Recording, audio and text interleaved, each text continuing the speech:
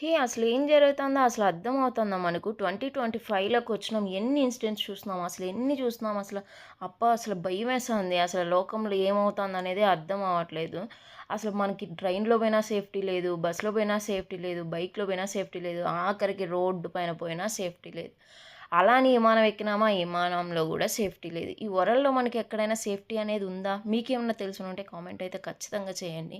అసలు ఈ 25 ఏమని పెట్టిందో ఏమో గానీ, ఒక్కొక్క ఇన్సిడెంట్ అసలు సంబంధం లేని వాళ్ళందరూ చనిపోతున్నారు. అసలు దీనివల్ల ఎంత లాస్, అసలు వాళ్ళ ఫ్యామిలీస్ ఎలా సఫర్ అవుతున్నాయి అనైతే తెలియట్లేదు. అసలు ఏందో భయమేస్తుంది అసల ఎక్కడికెళ్ళాలన్నా గూడా అంత భయమేస్తుంది.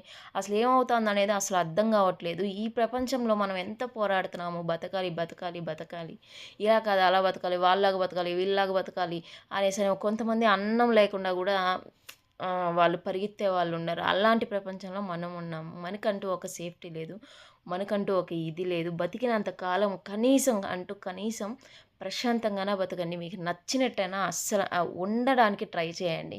ఎవడెప్పుడు పోతాడో ఎవరికీ తెలీదు. ఈరోజు పడుకుంటే రేపు మార్నింగ్‌కి లేస్తామా లేమా అనేది కూడా తెలీదు. ఈ ఈ జనరేషన్‌లో అయితే ఈ ఏజ్‌తో అయితే అస్సలు సంబంధం లేదు. సూసైడ్స్ కానీ ఏదైనా సరే అసలు ఏది చెప్పలేము. అసలు దేనికి అసలు హెల్త్ ఇష్యూస్ గూడా అసలు రీజన్స్ లేకుండా వస్తున్నాయన్నమాట.